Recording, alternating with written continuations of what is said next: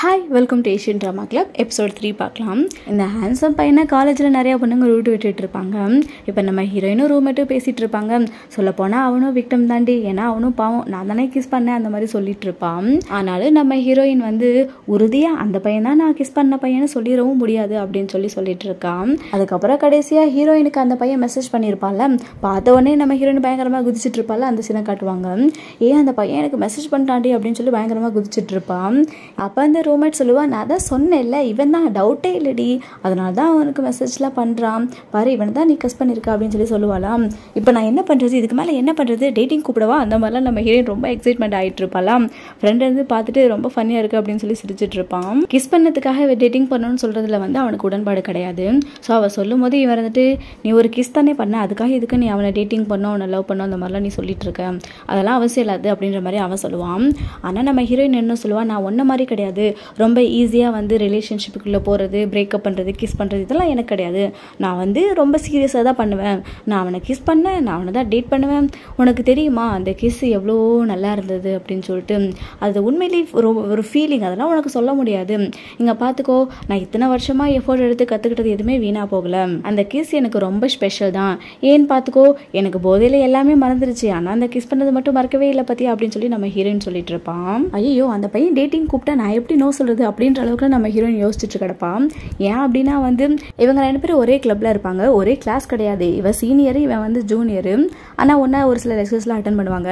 எப்படி ஒரு lecture attend பண்ணிட்டு இருக்கும்போது நம்ம ஹீரோயின் அவனை பார்த்து யோசிச்சுட்டே இருப்பான், இவ்வளோ அழகாக இருக்கான், அதே சாஃப்ட் லிப்ஸ் தான், இவன்கிட்ட வந்து கரெக்ட் எல்லாமே மேட்ச் தான் ஆகுது, ஆனால் ஒருத்தன் கிஸ் பண்ணிட்டு எப்படி இவ்வளோ கூலாக உட்காந்து லெக்சரை கவனிச்சிட்டு இருக்க முடியும், அது என் பக்கத்தில் உட்காந்து, அப்படின்னா இது அவன் இல்லையோ அப்படின்ற அளவுக்குலாம் யோசிப்பான். ஏன்னா கிஸ் பண்ணது நம்ம ஹீரோயின் இவ்வளோ டிஸ்டர்பாக இருக்காங்க, ஆனால் அந்த பையன் ஒரு மூமெண்ட் இல்லாத மாதிரி இருக்குமா, அதனால இவருக்கு டவுட் வந்துடும். ஆனால் அந்த பையன் இருந்துட்டு நீ எப்போ ஃப்ரீயாக இருப்பா அந்த மாதிரிலாம் கொஞ்சம் எழுதி கேட்டுட்டு இருப்பான். இதை பார்க்கும்போது நம்ம ஹீரோயினுக்கு கொஞ்சம் டவுட் வர ஆரம்பிச்சிடும். ஏன்னா இவன் வந்து ஃப்ரீயாக இல்லை அப்படின்ற மாதிரிலாம் ஆன்சர் பண்ணுவான், ஆனால் இவன் எப்போ ஃப்ரீயாக இருப்பா அந்த மாதிரிலாம் கேட்டு எழுதிட்டு இருப்பானா.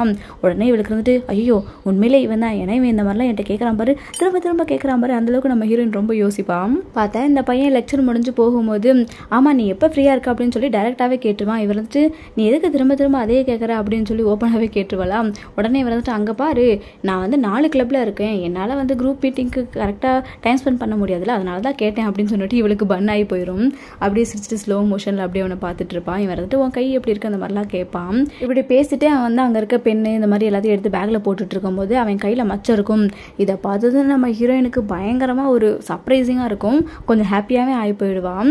திரும்பவும் அவன் வந்து உன் கை நல்லா இருக்கா பரவாயில்லையா அப்படின்னு கேட்கும்போது இவர் வந்துட்டு ஆமாம் நீ எதுக்கு இப்படி என் கையில் இப்படி எழுதுன அப்படின்னு சொல்லி கேட்பான். உடனே இவன் சொல்லுவான், நீ வந்து நேற்று நடந்தது எதுவுமே உனக்கு ஞாபகம் இல்லையா, எல்லாத்தையுமே மறந்துட்டியா, நீ மறந்துட்டியா இல்லை மறந்த மாதிரி நடிக்கிறியா அப்படின்னு சொல்லி கேட்பான். இவன் என்னடா சொல்கிறதுன்னு தெரியாமல் முடிச்சுட்டு இருப்பா. அப்போ டக்குன்னு இவரோட அந்த ரூம்மேட் ஃப்ரெண்டு வந்துடுவான். நம்மளாம் ஒன்றா சாப்பிட போகலாமா அப்படின்னு சொல்லி கூட்டிகிட்டு போயிடுவான். எல்லாம் ஒன்றா உட்காந்து சாப்பிட்டுட்டு இருப்பாங்களா. அப்போ அந்த ஹேண்ட்ஸம் பாய் வந்து ஜூஸ் குடிச்சிட்டு இருப்பானா. அவனை இப்போ பார்க்கும்போது அந்த ரூம்மேட் டேரெக்டாகவே கேட்டுருவான், ஆமாம் நீ கிஸ்ஸை பற்றி என்ன நினைக்கிற, நீ வந்து குட் கிஸ்ஸரா அப்படின்னு சொல்லி கேட்டுருவா. உடனே நம்ம ஹீரோயினுக்கு பொறை ஏறி போயிடும், அடிப்பாவி இப்படி பட்ட பகிர்னு கேட்டுட்டு ஏடி அப்படின்னு சொல்லிட்டு. ஆனாலும் அவன் எப்படி ஸ்மார்ட்டாக கேட்ட மத்தியா அப்படின்ற மாதிரி சிரிச்சிட்டு இருப்பான். உடனே இந்த பையன் வந்துட்டு நம்ம ஹீரோயினை பார்த்துட்டு நீ எப்படி அப்படின்னு சொல்லி கேட்டுறான். உடனே நம்மளால சும்மா இருப்பாள், அவளுக்கு வந்து இது வந்து டிஜினிட்டி பிரச்சனையாகி போயிடும். ஆமாம் நான் ஒரு குட் கிஸ்ஸர் தான், நான் எப்படி ட்ரைனிங்லாம் எடுத்திருக்கேன் தெரியுமா அந்த மாதிரிலாம் சொல்லிட்டு இருப்பா, அதாவது படித்து தியரட்டிக்கலாம். உடனே இவனுக்கு ரொம்ப ஃபன்னியாக இருக்கும், அவளை பார்த்து ரொம்ப சிரிப்பானா, ஏன் அப்படின்ற மாதிரி பார்ப்பான். இந்த பையன் திரும்பவும் சிரிப்பான், இவளை பார்க்கும்போது ரொம்ப ஃபன்னியாகவே இருக்கும் அவனுக்கு. ஆக்சுவலாக நீ குட் கிஸ்ஸரா இல்லை அப்படின்றது வந்து உன்னோட பார்ட்னரை தான் கேட்கணும், உன்னையே கேட்கக்கூடாது, உனக்கு எப்படி தெரியும் அவனுக்கு தான் தெரியும் அப்படின்ற மாதிரி சொன்ன உடனே இவளுக்கு 2 பேரும் பார்த்துக்குவானுங்க. அதாவது இவளுக்கு 2 பேர் என்ன நினைக்கிறாளுங்கன்னா இவங்கிட்ட நீ கேட்கணும்னு டைரெக்டாகவே சொல்கிறானோ அப்படின்ற மாதிரி. அதுக்கப்புறம் இங்கே நடந்த கன்வர்சேஷன்லாம் வச்சு இவளுக்கு 2 பேரும் தனியாக பேசிகிட்டு இருக்காளுங்க. இந்த ரூம்மேட் சொல்லிட்டு இருக்கான், இங்கே பாருடி 100% அவன் தாண்டி, அவன் கொடுக்குற ஹிண்ட்லேயே உனக்கு தெரியலையா, அவன் என்ன நினைக்கிறான் அப்படின்னா நீயே வந்து டைரெக்டாக கேட்கணும் அப்படின்னு நினைக்கிறான். அப்போ நம்ம ஹீரோயின் யோசிச்சிட்டே இருப்பாளா. அப்போ அவள் சொல்லுவான், ஆமாம் நீ சொன்னல நீ தானே கிஸ் பண்ணேன்னு சொன்னேன், நீ வேற சீனியர் அவன் ஜூனியர், நீ அதான் கிஸ் பண்ணியிருப்பேன், எப்படியும் நீங்கள் தான் ஓப்பன் பண்ண வேண்டியது இருக்கும், ஒரு வேளை ஒன்று பண்ணு, நீங்கள் வந்து இந்த மாதிரி குரூப் மீட்டிங்னு சொல்லிட்டு நீங்கள் அடிக்கடி மீட் பண்ண வேண்டியது இருக்கும், அப்பா அவங்ககிட்ட டைம் பார்த்து பேசுகிறேன்னு சொல்லுவான். அதை மாதிரி அடுத்த நாள் இவங்க 2 பேரும் ஒன்றா ஃபீல்டு ட்ரிப்புக்கு போகிறாங்க. அப்போ யாரும் வரலையா அப்படின்ற மாதிரி நம்ம ஹீரோயின் கேட்டுட்டு அப்படியே தாங்கி பேசுவா, ரொம்ப க்யூட்டாக பேசுவான். அவனும் அதே மாதிரி தான் பேசிகிட்டு இருப்பான். நம்ம வந்து சாப்பிட போகலாமா அப்படின்னு சொல்லி இவ கேட்பான். அவனு வந்துட்டு காஃபி சாப்பிட சாப்பிட போகலாமா அப்படின்ற மாதிரி கேட்பான். 2 பேரும் ஒரே டைமில் சொல்லுவாங்களா, அப்படியே 2 பேருக்குமே சிரிப்பு வந்துடும்.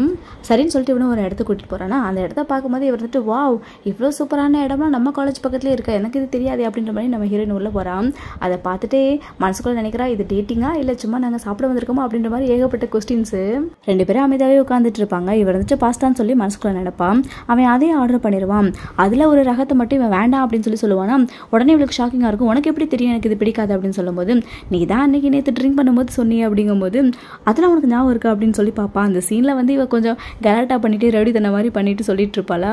நம்ம ஹீரோயின் அதை நினச்சி பார்த்துட்டு இதெல்லாம் பாரு மறக்காம ஞாபகத்தில் வச்சிருக்கான், ஐயோ ஷேம் அப்படின்னு நினச்சிட்டு இருப்பான். அவன் அப்படியே இவ ஷேம் ஆகுவாள். அதை பார்த்துட்டு அப்படியே லைட்டாக அவளை பார்த்து ஒரு ஸ்மெல்லாம் பண்ணிட்டு இருப்பான். அதுக்கப்புறம் சாப்பிட்டு முடிச்சுட்டு வெளியே வந்து 2 பேரும் கேமரா வச்சுட்டு இவ கொஞ்சம் சீனியர்லாம் அவன்கிட்ட நிறைய டெக்னிக்கல்லாம் சொல்லி கொடுத்துட்டு இருப்பான். இவனும் அதை பார்த்துட்டு நான் அப்படி பண்ணுறேன் அந்த மாதிரிலாம் சொல்லிட்டு இருப்பானா. அவள் பார்த்தா தூரத்துலேருந்து இன்னொரு ஒரு கண்ணாடிக்காரர் வருவான். இவனும் அந்த குரூப்பில் வந்து ஒன்றா இருந்து தண்ணி அடித்த ஒருத்தவன் தான். நம்ம ஹீரோயினை பார்த்துட்டே வருவான். நீங்கள் 2 பேரும் இங்கே என்ன பண்ணிட்டு இருக்கீங்க அப்படின்னு கேட்கும்போது, அப்போ நம்ம ஹீரோயின் நாங்கள் 2 பேரும் ஒன்றா ஒரு வேலையை வந்தோம் அப்படியே சாப்பிட்டு வெளியே வரோம்னு சொல்லும்போது, என்னது நீங்கள் சாப்பிட்டீங்களா, கொஞ்சம் நேரம் தானே இவன் என் கூட சாப்பிட்டுட்டு வந்தான் அப்படின்னு சொன்ன உடனே அவங்க 2 பேத்துக்கு ஒரு மாதிரி ஆகி போயிடும். ஏன்னா நம்ம ஹீரோயின் மனசுக்குள்ள ஒரே சந்தோஷம் சிரிப்பு, வா இவன் இப்போ தான் சாப்பிட்டு வந்திருக்கான், திரும்பவும் என் கூட சாப்பிட்ருக்கான், வேண்டான்னு சொல்லக்கூடாதுன்னு சாப்பிட்ருக்கான், அப்போ கண்டிப்பாக அவனுக்கு ஃபீலிங்ஸ் இருக்குது இந்த மாதிரிலாம் நினச்சிட்டு இருக்கான். அவனுக்கு ஒன்றுமே சொல்ல முடியாது, இப்படி முன்னாடி போட்டு உடச்சிட்டானே அப்படின்ற மாதிரி இருக்கும். இந்த கண்ணாடிக்காரன் அவங்கள பார்த்து உங்கள் 2 பேர்த்தையும் பார்த்தா ரொம்ப சந்தேகப்படுற மாதிரி தான் இருக்குது அப்படிங்கும்போது, ஒரு சந்தேகமே கிடையாது, எங்களுக்கு இப்போ நிறைய வேலை இருக்குது, ஏன்னா எங்களுக்கு இப்போ வந்து ப்ராஜெக்ட் தான் முக்கியம் அப்படின்னு சொல்லிட்டு நாங்கள் கிளம்புறோம் அப்படின்னு சொல்லிட்டு திரும்புவாலாம். அப்போ அந்த கண்ணாடிக்காரன் திரும்பவும் கூப்பிட்டு நம்ம ஹீரோயின் பேரை சொல்லி தான் கூப்பிடுவான். இந்த ஃபோட்டோ அப்படின்னு சொல்லிட்டு ஃபோட்டோவை கொடுப்பான்.